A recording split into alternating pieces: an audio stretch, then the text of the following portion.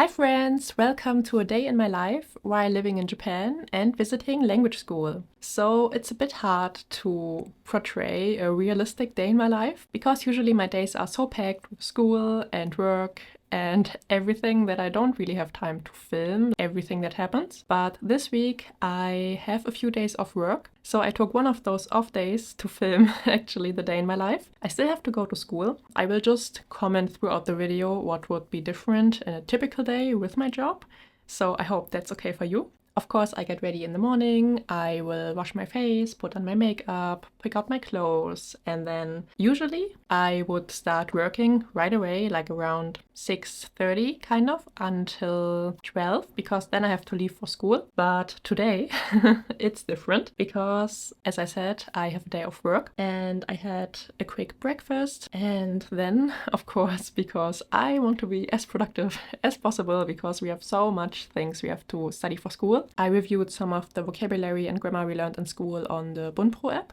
Usually, after getting ready, I would stay in my room or in the library and do work. But today I am more of a free bird, kind of. So I'm very happy about that. One thing I promised myself to do, and I haven't yet done it and it's already Thursday, that I will go to a coffee shop and read a Japanese book. So that's the plan for today, even though I still have to study and do school stuff. But at least I want to take my manga with me and read at least for, even if it's just 30 minutes, and just enjoy some relaxed time.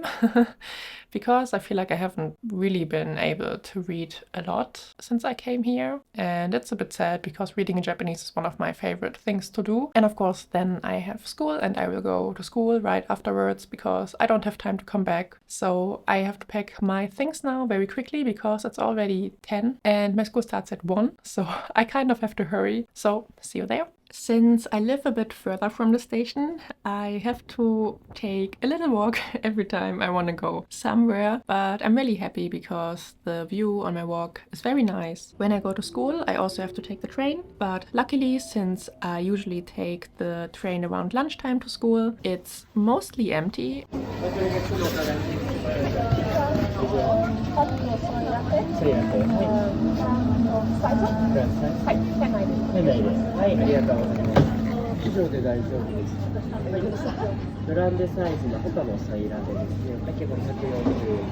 And I also managed to find a very good spot in my favorite coffee shop, so I was extra happy because they have a lot of seats that do not look out the window but just against the wall, and I don't like this because it feels so, I don't know, claustrophobic, not creative. And I managed to read my manga. It was the first thing I did, so I read for around 30 minutes and then I continued to review a lot of grammar for school with the try book and also the Chukyu He Iko book. And even though some people might say it's a waste of time, I actually write down all the grammar points we study in my own notes. It helps me to remember them better, and if I write them down, I have to think about how I would explain it to myself, so it helps me to think more through it and to understand it more. And also when I put down stickers on the page as well, it makes me more willing to review the pages instead of always looking in the textbook. So it definitely works for me way more. And I follow a similar structure as I did in my Gogo Nihon notebook. So if you want to see how that looked, I will link you a video on the top where I toured all my Japanese notebooks. And then it was time to go to school.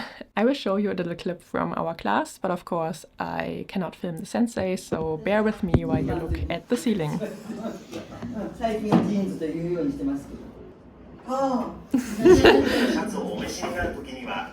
サングラスやスカーフなどの小物を合わせてアクセントをつけるといいですよ。ああ、なるほど。難しそうですね。シンプルなシャツを召し上がる。食べたらダメだよ。でもそう似てるようなことが。なんだって。そう。これ着ることです。お召し上がりになるは食べるときね。お召しになるは着る。難しいよね。そう例えば私今日全部グレーじゃない？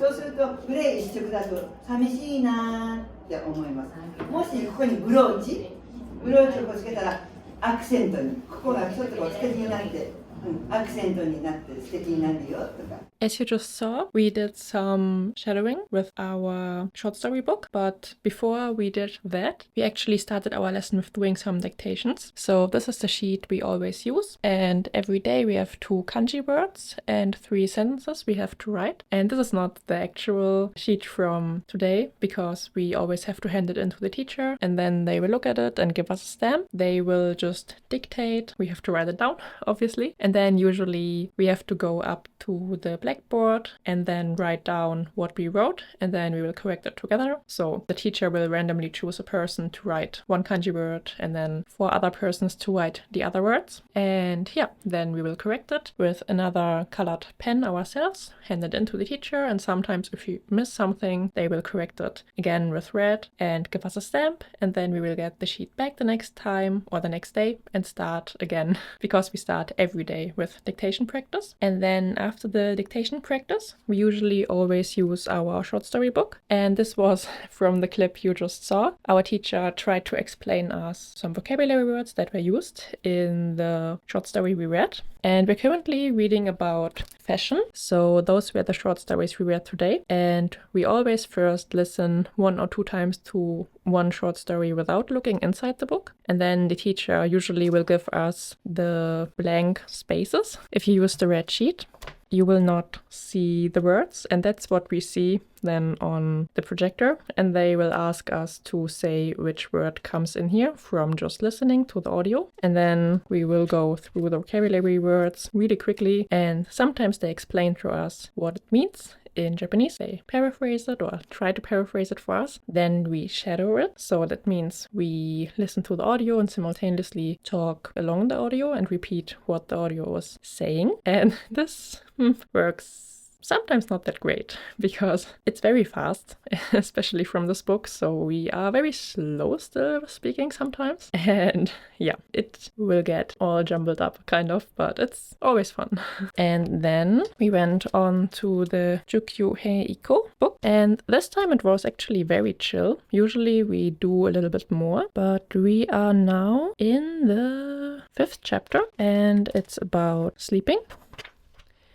And we already completed the grammar stuff, and we had to write 2 very short sakebons, so little texts. One about ima sundeiru hea, so the room I'm currently living in, and we had to use the new grammar structure, which is sa, so tanoshisa, takasa, so highness, funness.